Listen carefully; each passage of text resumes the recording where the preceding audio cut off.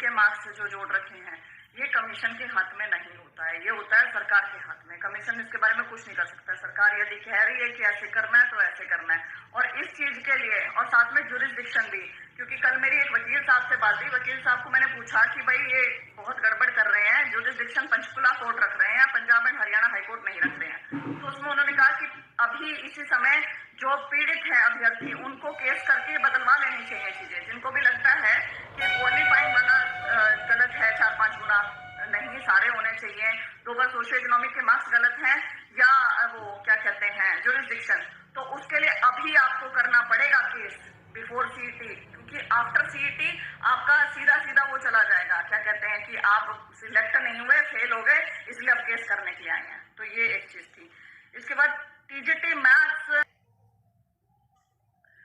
तो उन्होंने मुझे कहा कि हम ये अभ्यर्थियों की बात पहुंचाएंगे सरकार तक। एक भाई ने यहाँ पे लिखा सीईटी कंफर्म की न्यूज देना। ब्रदर, मैंने दे चुकी हूँ।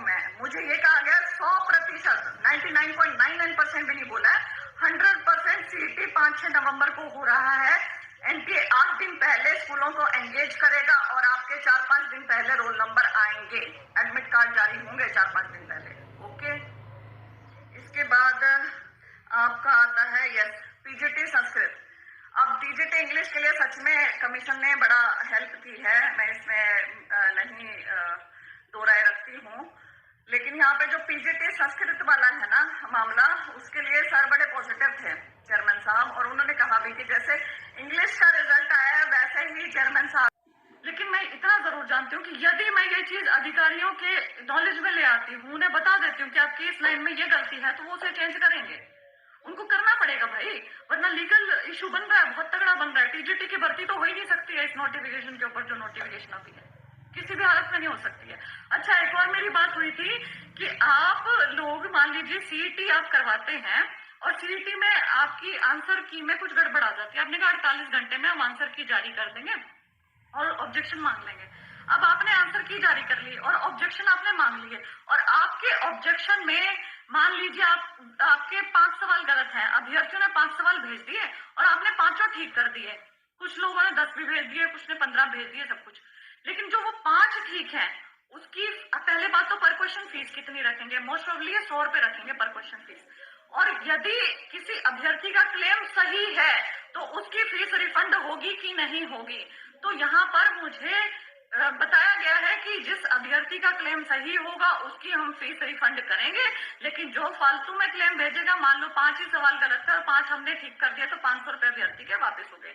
ये जिसने उसमें 1 का क्लेम डाल रखा है उसके 100 रुपए वापस हो गए। लेकिन किसी ने 10 डाल रखे हैं तो ऐसे वापस नहीं होंगे फालतू वाले क्वेश्चंस के क्लेम के, वो जब्त हो जाएगी उसकी फीस। ओके, तो ये भी बात होगी। मोस्ट प्रॉब्ली मुझे ऐसा लगता है कि मैंने सारे क्वेश्चंस, इंपॉर्टेंट क्वेश्चंस कवर किए हैं।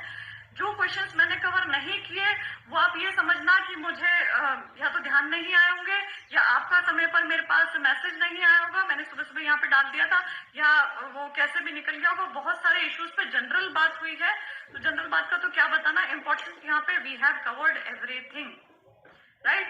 एक जरूरी सूचना ये है कि जब भी अपने फॉर्म भरो ना, बहुत ध्यान पूर्वक भरो। आप यदि सब कुछ डिस्कस कर चुके हैं जितने हमारे थे, और सारी सबसे इन सब में सबसे अच्छी बात यह है कि सीईटी निर्धारित समय पे हो रहा है, और दूसरी अच्छी बात यह है कि अब हरियाणा के जितने भी क्वेश्चन पेपर्स होंगे उसमें 25% हरियाणा जी के आएगी। तो ये भी हमारी एक तरीके से जीत है कि जहां हमारे एग्जाम्स में हरियाणा जी के पूछी जाती थी, हरियाणा के एग्जाम्स में हरियाणा जी के पूछी जाती थी, वहां हरियाणा जी के अब पूछी जाएगी, राइट। इसी के साथ